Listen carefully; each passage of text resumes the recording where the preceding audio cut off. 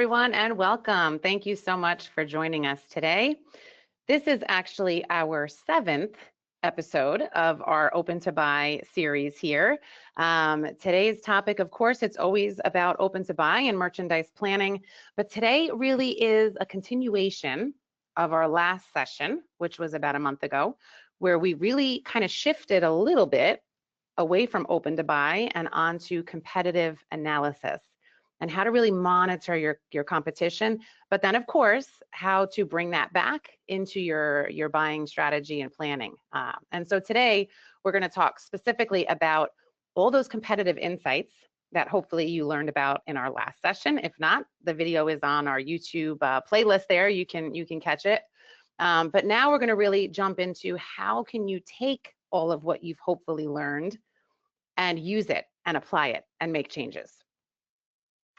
So before we get started, some quick housekeeping as always. We are recording the session. So at the end of the live session, we'll send out the recorded link to everyone who registered. Also, we encourage questions. So we're gonna save 10 minutes or so at the end to go through any of your questions. So just drop them in the question area on the GoToWebinar pane on the right side there. And at the end, we will pull them up and go through any of your questions. So with that, we'll jump in. We'll do some quick introductions. I'll just introduce everybody here for the sake of time. And then of course, everyone will just give a quick intro into our company. So we've got a lot of different retailers on the call today. Many of you are already using Celerant software. Some of you are also already working with Ant USA. And so for those of you who just aren't working with us, we'll do some quick intros. So we have Dr. Michele Burton, from Montclair State University. We have Jeff Sward, founding partner from Merchandising Metrics. Dmitry, CEO of Ant USA. And of course, Jeff Dillon, Director of Operations, also from Ant USA. And I'm Michele, I'm CGO here at Celerant. And I can tell you with all of these experts on this call, there is decades of experience and knowledge and expertise. So this should be a really good session. All right, Michele, if you want to walk us through a little bit about what you were doing at Montclair State and how your interns can help some of the retailers on our call. So I am an assistant professor in our fashion design and merchandising program. So we do have about 250, 260 fashion design students and merchandising students. Some are following fashion design track, some are following fashion merchandising. And so we have a wonderful student body here. And one of the things I definitely want to point out is if you're interested or need interns or student help, please reach out to me. My email is at the end of the deck, and I would love to connect and see how our students might be able to help you and your company. So yeah. And shameless plug here, but I'm going to do it. We were chatting yesterday and Michele was telling us that she has a lot of students who need an internship this calendar year in order to walk at graduation. So they are here and ready to help. So definitely reach out. Yes. Michele's email will be at the end. Because, thank you for that plug. Yes, they are eager to help your business and we can make them accessible. All right, Jeff. I'm Jeff Sward. I am a founding partner of Merchandising Metrics. And what that means is that I talk a lot about strategic merchandising, strategic assortment planning, risk management, not trying to eliminate risk, but to use risk to its advantage, because risk is a differentiator. I grew up in department stores like Macy's and Saks. I worked at brands like Polo, Ralph Lauren, and Donna Karan. I worked at specialty stores like Abercrombie and Fitch and American Eagle. So I kind of try to bring a lot of different perspectives to the whole process of product development and open to buy and the whole process. So thanks. Awesome. And Jeff is quite modest, but I will say that he is awarded a top retail expert year after year after year by Rethink Retail, and quite a resume there, Jeff. So thanks for joining. And who's going to talk about this, Jeff or Dmitry? Go ahead, Dmitry. Yeah, so we started NTSA back in '92, and we're still doing sort of merchandise planning open to buy, which means we've put in, probably a couple of hundred solutions by now, and we've seen all kinds of stuff, good and bad, in this discipline out there. And our focus is to help retailers essentially make more money through better planning and better guardrails on their buying budgets. Excellent. And just so everyone understands, Ant USA has two platforms, the two logos on the bottom there, Retail Optia and also Buyer's Toolbox.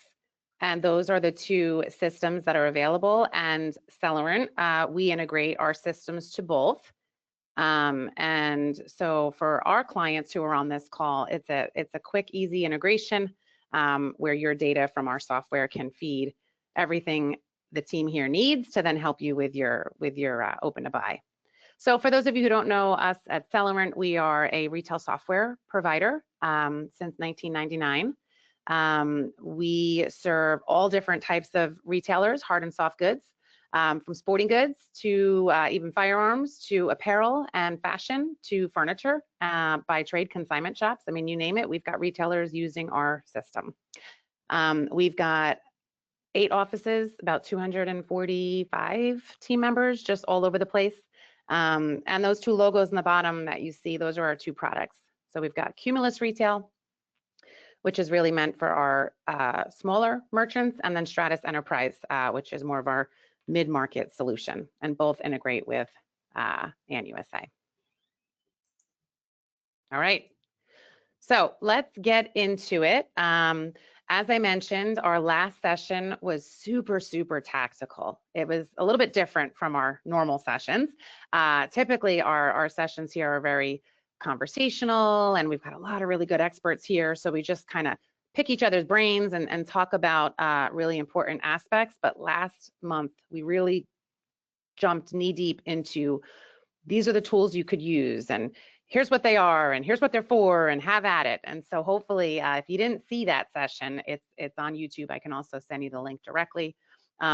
So we'll kind of recap a little bit of that, and then more importantly, we're going to jump into, okay, well, now you have all this awesome competitive data. What do you do with it, right? Because getting the data is only the first half of the battle. So quick wins, and this is a recap of last session. But these are quick things that you can implement pretty quickly, as it says there. And a lot of them, most of them, all of them actually, are digital. So you don't even have to leave your desk for these quick wins. So setting up Google Alerts.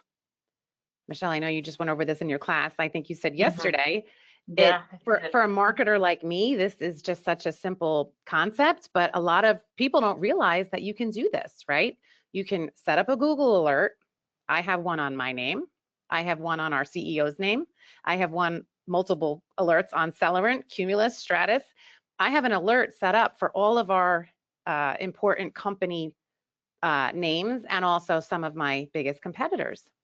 Anytime that name is published in the World Wide Web, anywhere, I will get an email every morning, and it will tell me and link me to the article.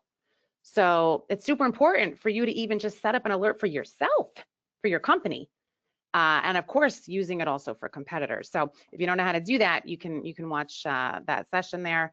The second one is monitor competitor pricing and promotions weekly, right? You're probably on their websites when you can, looking at all of what they're doing, but when you make it someone's responsibility to do it on an ongoing basis, that's where you can really weave it into your strategic plan. Number 3, I think, is the absolute easiest, and yet so many people don't do it. Subscribe to their emails, to their text messaging, their SMS. Just fill out the form, join their newsletter or whatever it is on their website. You'll get a copy of everything they're sending. It's just going to come right to your inbox, right to your phone. But just like the Google Alert emails, it's up to you to then actually take the time to, number 1, open the email, and number 2, read it, digest it, look at it. You'll get ideas, right? You'll see what they're doing and realize maybe what you're not, or just what's different, right? So that's the easiest way to just have it delivered to your inbox or your phone on an ongoing basis, and do it for many competitors.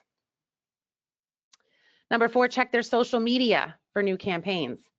So this is more manual, right? You hopefully you are following all of your competitors. You're seeing what they're putting out there. Hopefully you yourself are quite active on social. This is literally where it's all moving towards in terms of, you know, digital marketing. So just being aware of what everybody's doing and following them. If their marketing team is doing things right, everything they're pushing and promoting is going to be on social media. And so you can very easily follow and keep track of everything that they're doing. Google Business Profile. Make sure yours is set up. Check out theirs. Make sure your store hours are on there. Make sure everything is accurate. Look and see what theirs say. That's where you're going to also find all their reviews, right? Of course, your reviews, but also their reviews. Pay attention. Look and see what they're doing and what their customers are saying about them. Hey, Michelle, if I'm a small retailer, I own 2 stores, I'm the proprietor, how much time do I spend on this page, on all this stuff? Yeah, good question. So it varies, right? Some of these things, like the Google alerts, once you know how to do it, it's so easy. And we give You're step by done. step. Mm-hmm. You set up the alert and you're done. It just comes Right. to you. But again, you have to look for the email, open the email, and take 2 or 3 minutes to read what's in it. Digest Because, it. Mm-hmm. you know, you get busy and you say, oh, delete, delete, delete. Subscribing to your competitor email, same thing. You subscribe and then it's just delivered to you. Checking their social media, you know, like me, for example, I love LinkedIn. I'm always on social media, different media. And so like at night when I'm just scrolling for personal use, I see everything. I see everything that my competitors are putting out there too. So the key is, in my opinion, you want to really just make it part of your everyday, right? Yeah. And not just you. Assign certain things to other people. And like, for instance, me here at Celerant, I know I do a lot of these things, but I want our team to be doing it, especially our marketing team, but even our sales team. Get as many of your people involved as possible, because it's going to help them learn, and then they'll come to you, and you make it part of your culture. Thank you. And if I may, I just want to add a slow win. And for Yes. the slow win, you actually have to leave your desk. Yes. The slow win is we have to get into our competitors' stores. You know, as much as we all want to talk about data and tech and all things digital and AI, for the customer, a lot of shopping and how they feel about any given brand or retail is emotional. It's experiential. They develop their attitudes and opinions about brands and where to shop based on the experience of shopping. And you just simply have to be in their stores to do that. So I would encourage a consistent store visit schedule along with all of these other desk activities. And we'll talk a little bit more about that later on. Well, and I love that, because even yesterday we were joking. It's the newer generation versus the good olds. You got to get in the store, right? All this new digital stuff makes measuring and monitoring and all these things so easy, but nothing is going to replace actually going to the mall, going to the store, walking in their store, seeing their displays, seeing how their team is greeting you, and just really taking it all in. Absolutely. All right, so I need to keep clicking here. Didn't realize that was like that. All right, so building a competitive insights workflow. So Michele, walk us through, I mean, we just simplified it here into 3 steps, but just walk us through the process here. Yeah, absolutely. So the first thing you want to think about is gathering competitor data, you know, from the monitoring tools. And Michele already talked about this a little bit, reviewing ads and alerts. And I also just want to tag on to one thing you were just saying about, Jeff Sward was just saying about getting into the stores. I also want to expand on that and say, like, visit different markets too. Make sure you're not going to the same stores consistently. All the markets that you serve, consider seeing if you can visit those different markets. So if you're making it a habit, weekly or monthly, whatever, that you're making a point to get out into different areas. So step 1, collect the data. And then the next thing you want to do is like filter and prioritize. So it's not possible for you to take everything and work on everything at once. So really try to narrow in on exactly what you want to prioritize, separating the signals from the noise and focusing on the most relevant triggers, which I think that there's a couple of slides later to go into that in more detail. And the next thing you want to do is act and track. So really respond, like don't let your everything that you've done go to waste. Action it, because that's why you collected the data. That's why you decided to prioritize certain things. So you want to really be vigilant and respond with your pricing, your inventory, your marketing moves, and then obviously like measure results. So I know that's easier said than done, but maybe this is best to consider mapping out. Like I'm a big planner, like I like to plan things out. When am I going to collect my data? I mean, you should be collecting data continuously, but really think about putting this maybe into some type of calendar as to how you're reacting to it. I don't know if every single week, every single month, whatever you determine your cadence to be. Well, and that's something we'll get into in a bit too. It's that long-term strategy versus the in-season adjustments, right? And how you determine how to do all those is based on everything you're observing. So this image here, tactics versus strategy. Dmitry, I love your images that you always send me. Walk us through this. So this is always the balance, and you know, it's especially true in retailing, but it's always the balance that you want to try and layer in a long-term strategy. So in terms of, for example, planning and open to buy, we would always encourage you know, a creation of strategic plans as far out as 6, 12, even sometimes 18 months out, depending on when you need to bring a product in, depending on what the vendor is going to do with you, depending on whether you're running private label or whether you're running, you know, branded product, you know, and allocated, you know, this is hard to get, you know, versus I can order it anytime, right? So that's a strategy. That's where I want to go. And when you lay out a strategy, it requires a lot of thinking, a lot of sort of quiet, deep work time, and everything seems orderly. So in planning terms, and then you have what's on the left, which looks like pure and utter chaos. And unfortunately is the reality for a lot of our retailers, right? It takes that to get there. Right. yeah. Yeah, and then you have reality, as Michele is exactly right? And you know, you want to be on this webinar and somebody's calling you because you need to sign a PO or something else is happening, or you find that an alert comes in and says, you know, those fuzzy pink slippers that you bought 100,000 of are being sold for 99 cents next door, and you got to do something about all that extra product, right? So then you end up with this kind of a blend of, I want to execute my strategy, which usually means as long as you're directionally correct, you're in good shape, right? And then I need to deal with, you know, a million everyday interruptions, some of which I'm noticing. And that's Michele's training here or coaching here, which is you got to notice it because it's happening anyway. And some of which you may not be noticing, but you might see the side effects. You might see that the inventory is piling up, or you might see that the inventory is running out, or you might see that the margins are kind of below expectations.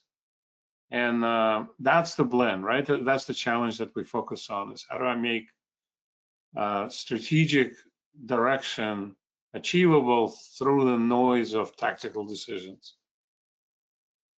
You know, and if you think about it again, in sort of in terms of planning, you want to lay in where you're going, and then you want to obsessively monitor what's happening. So, for example, you know, in our solutions, typically people, you know, post, you know, at least weekly data, right? So, you know, what did I sell last week? How much inventory did I end up owning? How much money did I make? What did I receive?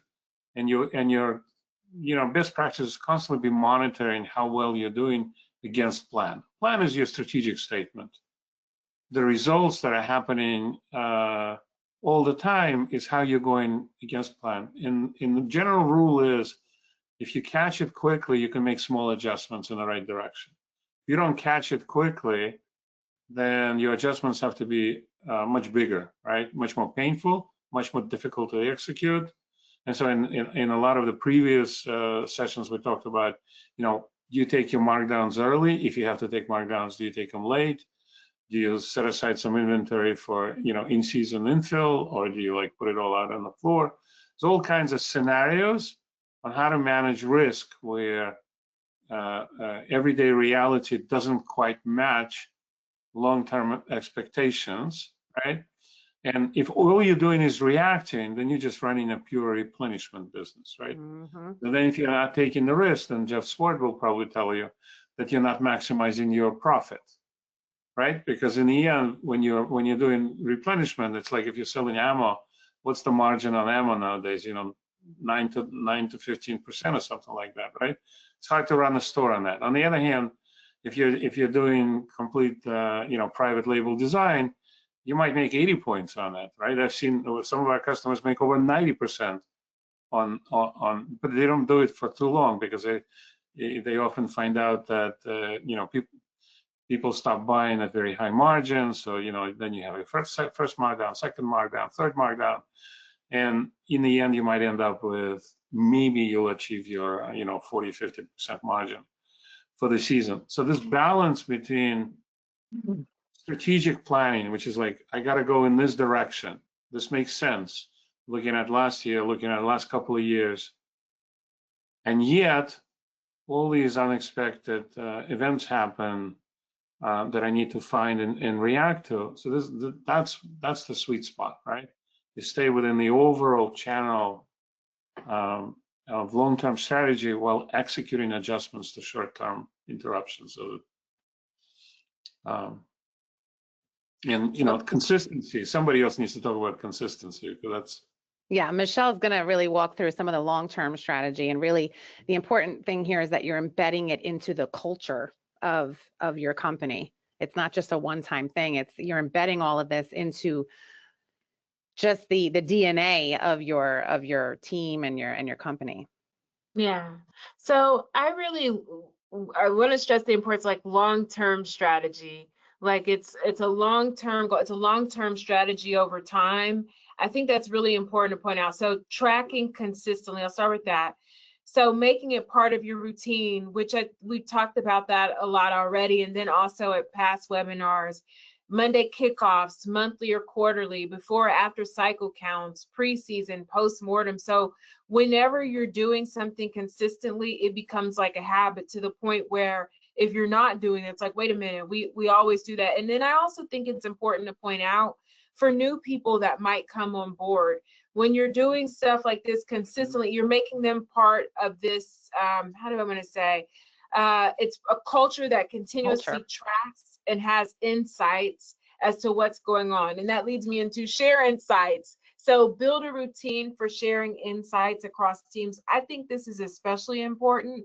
I've been in environments before where it's like, well, why do you need to know this? That has nothing to do with your role. And I think it's important to point out that there's something that can be learned across teams when we collaborate: planning, allocation, buying, marketing, sourcing, store teams especially.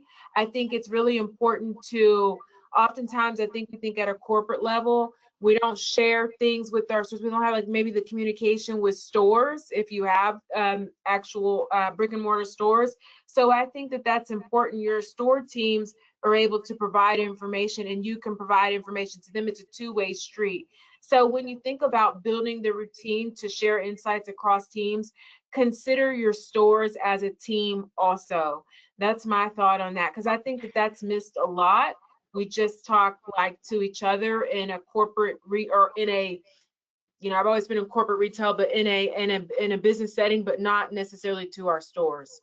Well, and I think to that point, it boils down to transparency and communication, because at the end of the day, it's all people. And it's just how we are communicating and what we're choosing to share and with who and how. And the more transparent you can be, right? We were just saying it's 2025.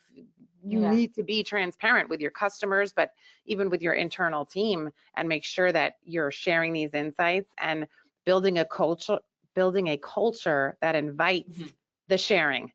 You want the feedback because some of your people have really good feedback, but you need to invite that feedback and know that it's welcomed. And I think you're also building a pipeline. So obviously it's great to be able to recruit from within. So when you build that culture and you're sharing insights, your people that are in the ground in the store, that's your pipeline. Maybe they will one day move to, a different level, a different role that is more internal facing, or it's, working. I think I always say corporate, so forgive me, but because I have a corporate retail background, but investing in tools. So think about really investing in tools to make insights part of your daily decisions. Like, I know different tools, there are some free tools you can use, but then there are some tools that cost money. So you have to really draw a line in the sand and say, okay, what's going to be most beneficial to my business long term? And then really parcel out where does it make sense to spend the money?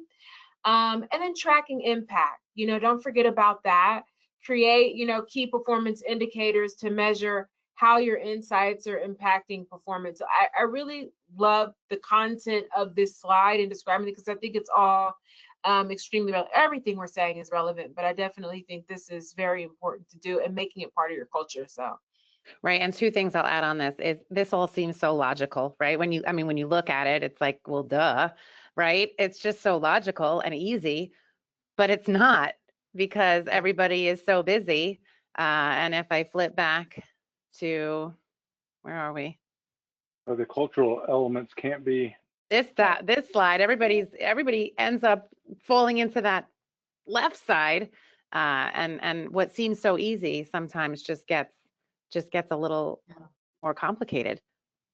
One other thing too, invest in tools. So again, watch last month's session. If you didn't attend last month's session, I think we gave out like 25 or maybe 30 different tools. A lot of them are free. Some of them are very cheap. Some of them, of course, are much more expensive. So depending on where you sit and where you want to be from a cost perspective, tons of tools are out there, and that last session actually gave them to you, a lot of them. All right, so why competitive insights matter? Let me do this next slide. So the most important thing is you're not copying, right? The goal here is not just to copy whatever your competitors are doing. It's not that. It's you need to set your business apart, and you need to be different. And part of your strategy should already be knowing what sets your company apart and makes you different. And if it's not clear, just from a pure marketing standpoint, if it's not clear to your buyers what sets you apart, well, then there's your confusion right there, right? So you don't want to just take every single thing your competitor's doing and copy it. That would be the complete wrong strategy. But you need to be aware of what they're doing and how they're doing it, because you may pull certain elements in, or seeing what they're doing may spark new ideas for you, and you're going to make it your own, right? You may get inspiration from that, and then you'll apply it in your way, and your way might be completely different, but it might spark from what you've seen over there. So it's about learning, it's about growing and evolving and applying. It is not about mimicking. Jeff, tell the story about, what was it, like 2016, when you and your partner used to, go ahead. Right. Yeah, I would say that just to compound on the learning thing, this is looking at the competitive world through the eyes of the customer, so that you're not, sitting at your desk looking at your own internal data. You are truly understanding what the customer is seeing and absorbing, and how they're making their decisions. Way back when, I had a business partner, and as consultants, we wanted to figure out what brand, what retailer could we approach with our genius to help them perform better. And we decided to simply start by visiting one given mall 3 times a week for a whole bunch of weeks in a row, and just develop a cumulative understanding of how everybody's different businesses were evolving. and it's really amazing what happens. And oh, by the way, I know nobody has time to visit the mall 3 times a week. I was going to say three times a week, every week. For how many weeks? That's a lot. But bear with me. Right. What we end up with after several months of note taking and observing and learning and talking to store people about what's working and not working is I could sit down with my notes on any of a number of different retailers and write a whole, well, not book, but presentation on do's and don'ts, smart and not so smart. This is what all the other guys, I mean, it becomes cumulative. And that's not something you can accomplish sitting at your desk. There's so much to be learned out in the market because so many people are doing smart things and so many people are doing some not so smart things. Learn from their mistakes. It all adds up into your body of knowledge, and then how you can sit and digest it and say, okay, well, based on all of this, here's how I'm going to amend my strategy and my open to buy going forward. But it's got to be consistent, and it's all has to weave together. Yeah. And also, yes, of course, the goal is to get in there physically in their store as much as you can, but you can also weave in, obviously, visiting their e-commerce website, right? What are they doing? What are they selling? What are they offering? Are they doing same day buy online, pick up in store same day? Are they doing, same day delivery? Do they have, there's just an endless list. Buy now, pay later options. There's just so many ways in which they can be leaning on technology and leaning on e-commerce to better serve their customers, know what they're doing and know what you're doing or what you're not doing, and set a plan, set a goal of what you want to start to implement on your e-commerce or in your physical store as well. And do they even feel the same? Does the store and the website feel like I'm in the same place? Even, is it? I just want to add one thing too, is going back to if you're looking on social media, whether it be, Facebook, Instagram, or where your competitors are, to also consider reading the comments of people who the consumers that are posting to see what the sentiment is. I literally was talking about this in fast marketing class on Tuesday. Read the comments. We went to activity and see what people are saying. Is it positive? Is it negative? Is it neutral? That can also give you a lot of insight from the customer's point of view of how they feel about your competitor. And then perhaps you can see where you can maybe fill a need or a gap that your competitor is not filling for that customer. So just wanted to point that out. You know who else has competitive insights? But another retailer, everybody around you, your family, the people that you're supposed to work with. Your friends. Sometimes, sometimes your kids know more about fashion than you do, even if you're selling the stuff that they would be buying. So it's shocking how much of it is undefined. But even in the planning process itself, the best planning effort is if somebody's planning and they're next to somebody that's buying that stuff, right? Mm-hmm. That literally shoulder to shoulder, this vendor is hot, this vendor is a dud, this category is moving up, this category is moving down. Assume that somebody else knows what you don't know and should know. Mm-hmm. All right, we're going to switch gears here. I'm going to put up a poll question. And I love asking these poll questions. It really gets everybody involved and gives us a good idea as to who is on the call here. So I just popped up that poll question. You guys should see it. The question is, what type of competitor data would be most useful? So go ahead and select whichever applies to you. What do you think is most useful for your competitive research? We've got pricing, promotions, new product launches, customer reviews, which is exactly what Michele was just talking about, comments, reviews, or store openings. And I'll also say maybe even store closings. I mean, we don't want to think about stores closing, but just as much as you want to pay attention to when new stores are opening by your competitors, you also should be paying attention to when they might be closing. So go ahead, we're only at 25%. So, all right, we're at 33% who have voted. So go ahead, we have a little ways to go here, 42%. I'm gonna leave it open for, maybe 10 more seconds here. I try to get it close to 100% as possible. We're at 50%. So go ahead, if you're on this live session, this is your wake-up call. Select the option that you feel is most important. All right, we are at 65%. So I am going to close this poll. Oh, okay. All right, we got one more in there. Good. Let me close this and let me share it. Dmitry, walk us through this because see it. New product launches, right? So everybody is watching. I think it makes sense, except for the fact that everybody missed customer reviews, right?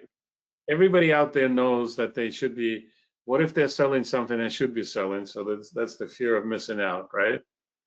Are they pricing it the same way I'm pricing it? Are they undercutting me? Those are all obvious things, right?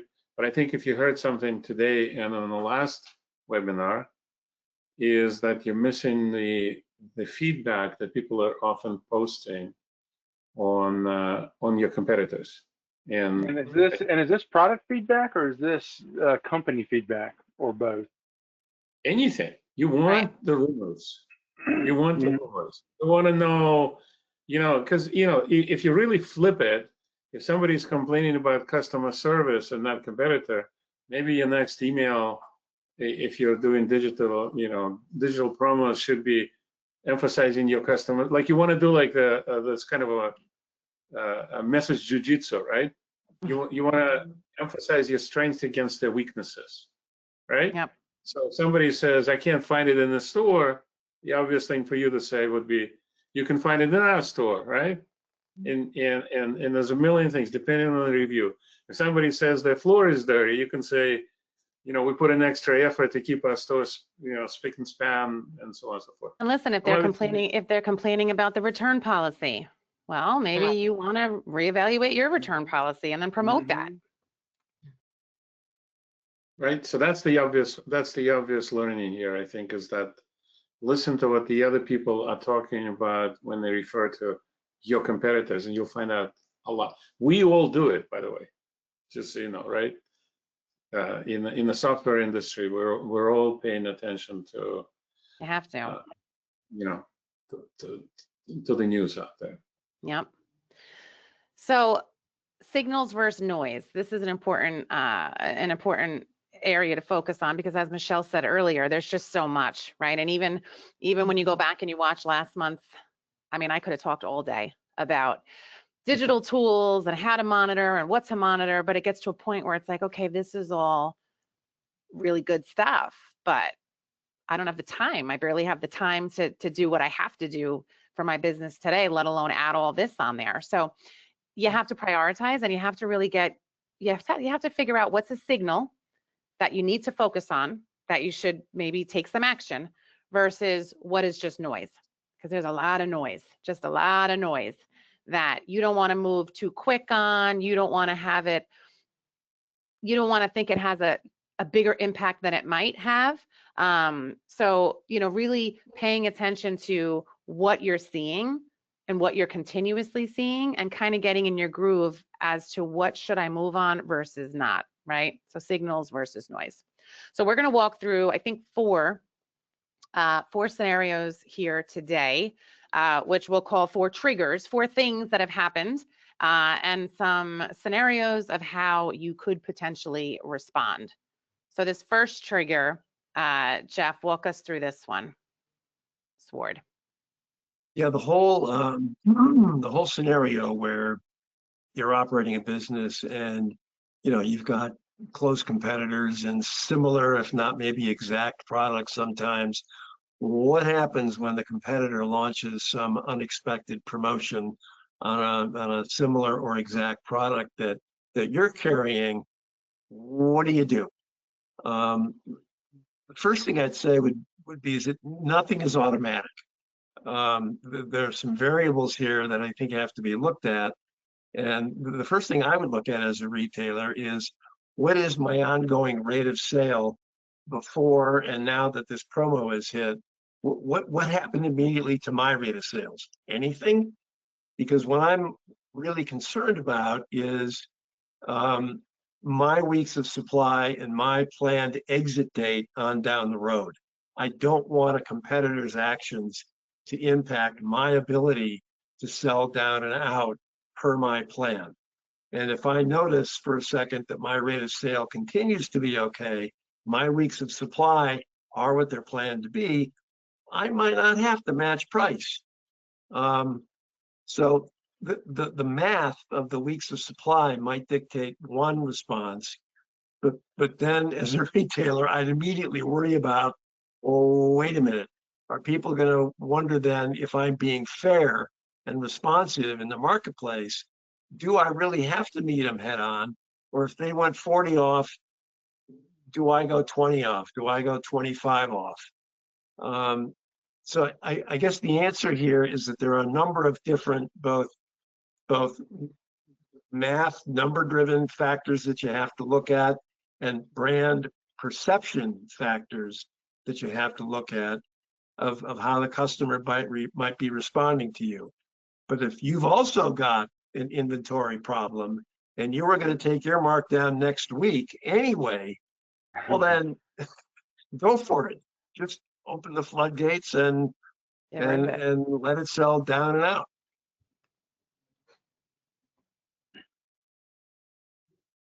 All right, so our next scenario here is stock and what you have on hand. So Jeff, Dillon, walk us through this one. And it's related to the prior one. You know, they dropped that promo. Can I glean in any way their inventory position at that time to see if they are pinched? And you know, this specific slide saying not only did they go on promo due to inventory maybe, but they've run out of a popular item. And what does that really mean? And is it a popular like item or is it a popular branded item? And do I happen to have them? Why are they out? Did they buy poorly? Is there a market problem, a vendor problem? Learn the story, figure out why they're out of a popular item. Are they too heavy in other items and they didn't have the open to buy dollars cash to stay stocked on this popular item? Find out the why before you embark on a what to do, right? If you're well stocked on that item and you've called your vendor and they have inventory, then clearly it's an issue with your competitor not managing theirs well. Might be time for you to put it in the next week's ad though, to remind the market that you're well stocked in that. Or, you know, if you can get back into it more and deeper from the vendor, do that perhaps. Do you have inventory? Do you need to reevaluate your allocation of that key item? Do you need to bring it into that market from other locations within your enterprise? It's just really take a step back when you see something that alarms you before you react, and try to gather as many facts as you can before reacting. Right, and that's the key, not just reacting quick. Those knee-jerk reactions are not usually the best.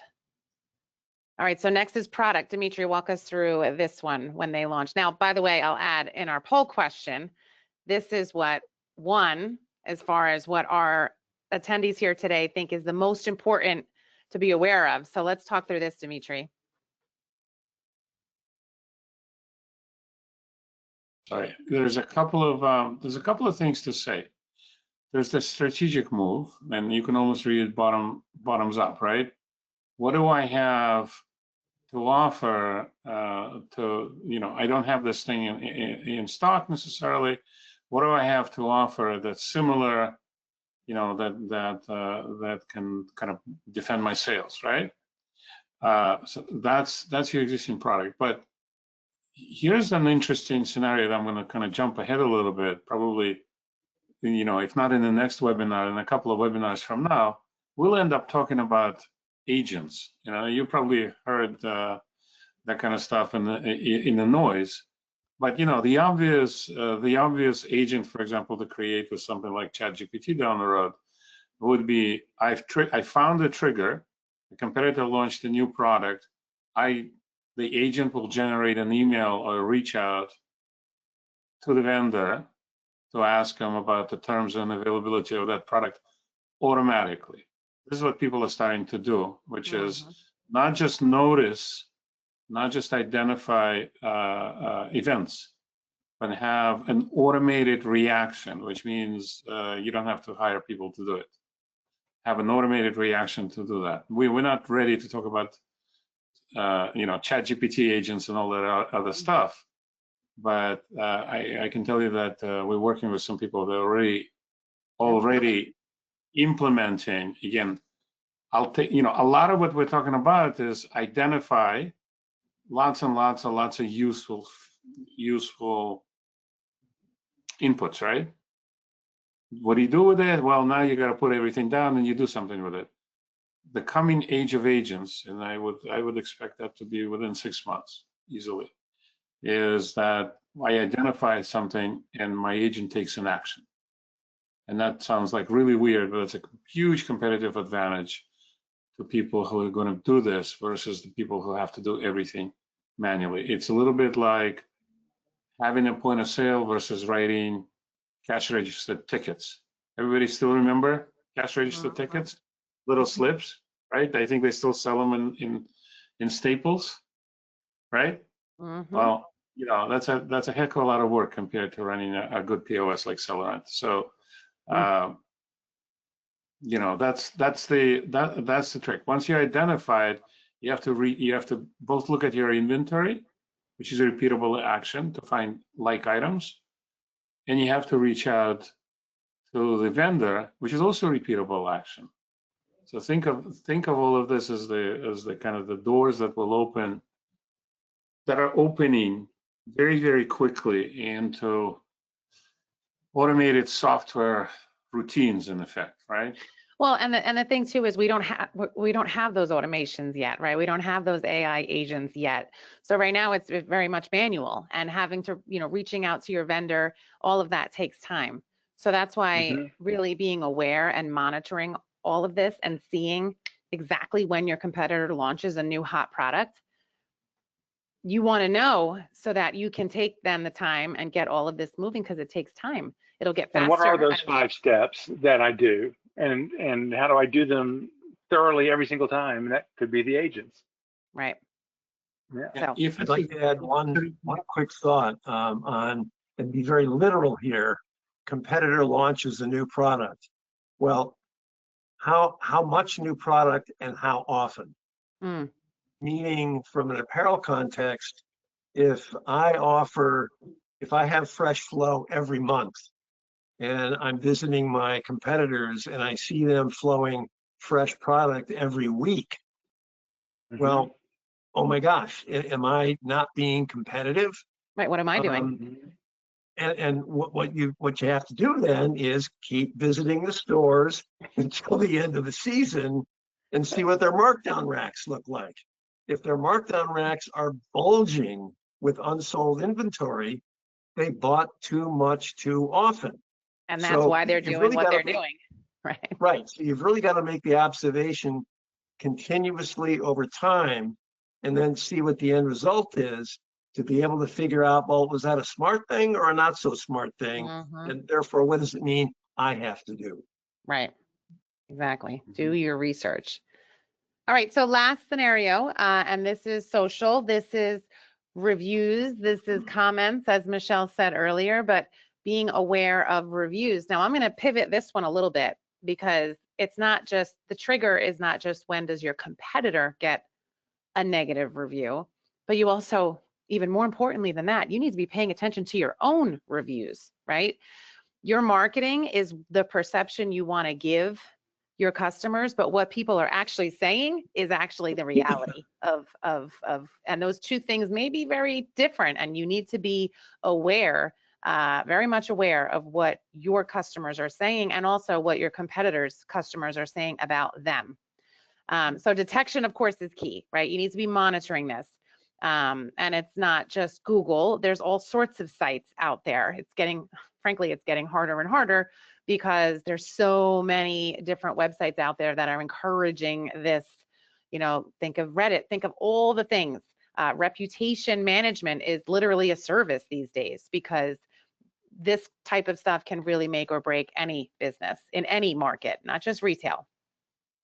So what you need to do with 100% certainty is reply to every single review, even the ones that are bad, because you can't please everyone, right? And even the best business in the world is going to have some negative reviews because that's just par for the course.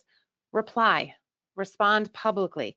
Don't argue, don't come off combative, don't insult anyone, right? Just respond. But if what the reviewer is writing is completely off base, because sometimes it really could be, my recommendation is you reply professionally, but reply professionally in a way that sort of, you're not debating the person, but you're stating it in a way that is, so anyone who's reading it will see, okay, oh yeah, well that's not accurate, right? But you want to do it in a professional way where you don't come off any kind of way in your response. But responding to every single review, even the great ones, thank them for their feedback, respond, and see if your competitors are responding. See what kind of reviews they're getting. More importantly, the negative reviews, even the positive reviews, what are people saying? What are they loving about your competitor? How can you apply that to your business? What do they not love about your competitor? What are they complaining about? Well, does your business do it different? Should you market it, right? It's going to give you insight into how you should prepare your future strategies based on maybe some of their feedback. Reach out to the person, right? And in a lot of cases, you may actually know who the person is, depending on how big your business is, but you may actually know the person and remember the scenario. And if it's completely, there's 3 sides to every story, right? We all joke about that. Call the person, make them whole. Just show them you care. Show them you want to help. All of that really does help in the long run. But leverage these reviews and really make strategic decisions, make changes based on what your customers are saying and even what your competitors' customers are saying. And it's the easiest place to go and look. And their customer feedback is going to be way more valuable to you than what image your competitor is trying to portray, because that's the reality. I just also want to add real quick to what you were saying, Michele. Make sure your feedback is authentic.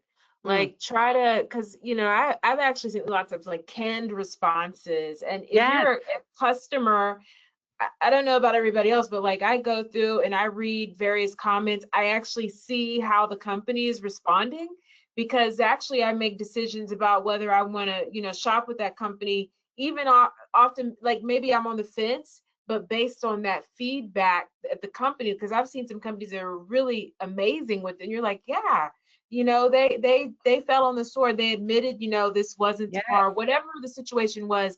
But just make sure that feedback is authentic and not like a form. Thank you very much for your feedback. Well, if you've got that like AI, you've got that AI generated response, right? Thanks so much for your feedback. It's important to us. We will take it internally to make changes. Yeah. Nobody wants to read that. Right. Yeah, Admit when you're wrong. You need to prompt better. Right. Be your true authentic self and really be a person, right? Be a person responding to that person, because even if it's a really terrible situation, if you're being authentic and genuine in your response, consumers, just like Michele, are going to read that. They're going to read what the customer wrote. They're going to read how you responded, and that may even have an impact and a positive one just because of how you've addressed the situation. Love that, Michele. Okay, this is my favorite image of the whole deck. This is Dmitry being Dmitry. As we were going through all this, for those of you who know Dmitry, you'll understand. But this is it, right? Putting lipstick on the pig, the open to buy, the plan, the strategy. It's the pig. It's complicated. It can be confusing. It can be overwhelming. It's a lot. And then, there's the buyer putting the red lipstick, making it prettier. You do the best you can. That's the all best it you is. can. Well, what you said earlier, as long as it's all moving in the same direction, you're good. Well, these last two sessions, we've sort of focused on the lipstick, right? The marketing, the somewhat more exciting piece of it. But next session, we're going to get back to the open to buy, the merchandise planning, the more, the Nuts and plan, bolts. the nuts and bolts. Thank you. Or the pig, whatever you want to call it. And next month also, crazy. Next month will put us in October, almost November, which is right smack in the middle of the busiest time of year. So we will host a session. It'll probably be early November, late October. We'll send emails out as always, but we're going to talk about holiday season and specifically in-season adjustments, because by then you'll already have your plan, you'll already have all your products, but it's time to do in-season adjustments. So we'll talk about performance monitoring, adjustments, if any, projecting end of season stock position, and then we're going to get into 7 most common open to buy mistakes and how to avoid them. And then that next session will really jump into those 7 mistakes and how to avoid them. And then that's going to put us into January and post-mortem. So time flies. And actually, it'll put us at 1 year where we've actually been hosting these sessions. So all of our prior sessions are available. This is our 7th. And so if you missed any of our first sessions, we have a playlist on YouTube. It's right there at the top. You can watch any of these. That last one right there, Track Your Competitors. That's the one that was real tactical and had tons of tools and free digital tools that you can use and start using today to really help your business. That wraps us up. Perfect timing. We've got 2 minutes to spare. So ask any questions. I think we had a couple come through. So before we get to those, again, I encourage you just ask any questions. We'll answer them quick. All our contact information is here for all 5 of us. Our personal emails are here. Send us a note. As always, if you want to talk more, see a demo, you want to see our retail software or talk about the open to buy software, we're happy to do demos and answer any questions. These sessions are meant to be educational, right? So I always say if you walk away with 1 or 2 nuggets that will help you make a difference in your business, it is so worth your time. And having all of these experts on the call with me every month is just a pleasure. So let's take it over for some questions here. So first question is, I learned a lot, thank you, but how can these tools from Ant USA help me with my Celerant system? Okay, so this is a Celerant customer. So by design, we don't make these sales pitches, right? We don't talk about the actual software and do demos. We just want to be educational. But Dmitry or Jeff, talk a little bit for a second about how the integration gives you what you need to do what you do. Let me actually refuse to answer this question in the following way. Oh, come on. Go ahead, Dmitry. We have no idea because we don't know who you are and we don't know what your business is. If you really want, spend a half hour or an hour with us. We don't charge for that kind of stuff. We'd love to talk to you. Send either Jeff or myself an email. We'll basically listen to you. We will try to answer your questions, and then we can figure out how we can help you. We've been able to find tons of money that can be made or saved using the data that's coming out of Celerant. The integration is key, especially to in-season monitoring and to history. But talk to us. And I'll add one thing, on the Celerant side, we've got our Cumulus and our Stratus system. We integrate both of those systems to Ant USA. So there's 2 different options on that side too, and they're at different price points, different levels of service, just like ours is. So talk to us and we'll help figure out what is best for your business and then which integration you would need. And then really for our Celerant users, all the data points are sent behind the scenes every day and you don't have to do anything. It's all done in the integration, and then Dmitry's team has all of that data and their platform works from there. So happy to do a demo after the call. All right, we have time for one more question. So do you recommend any AI tools at all for helping scout competitors, or is that technology still too new? So one thing I will recommend, everybody does, if you haven't already done it, is go to ChatGPT or Perplexity. I know Dmitry loves Perplexity. I love ChatGPT, whatever your preferred AI platform is. Ask it about your business. Ask it about, you know, for me, what are the top retail software providers? See if you come up. See when you ask it, what's your perception of my company? See what it says. It'll be very interesting to get that and to learn what it's already saying about your business. The other thing I'll say is 60% of online searches today are ending with no click. Now, what does that mean? That means that 60% of online searches are getting their question answered by the AI generated response. And they're not even scrolling down and looking, right? So what is AI saying about you? Reviews are so important. G2 is just a big review site, you know, whether it's Google, it's for us, it's software advice, or, you know, whatever it might be, whatever's going to be most applicable to your business. But getting those reviews is super, super important, because those are all trust signals that AI looks at. As far as AI tools to use for your competitors, go ahead, Dmitry. So I can tell you what we use. That Google Gemini has a tool called Notebook LM. It's free, you know, if you have like Gmail and stuff like that. And Notebook LM, what we did in Notebook LM is we aggregated links. It takes like 5 minutes, honestly. You aggregate links to all the websites of all of our competitors that we know of.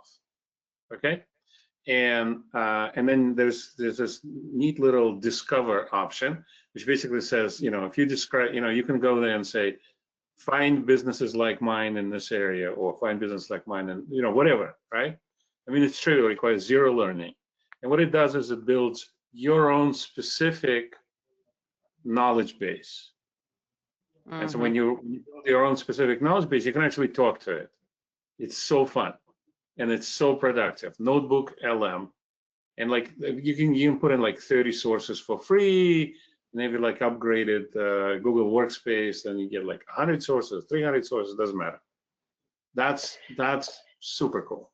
One other tool I'll give you that I absolutely love, Marcus Sheridan. He's my all-time favorite marketer. He has the They Ask You Answer. It's called the Taya book, T-A-Y-A. Anyway, he just launched like last week, I think, his new AI tool.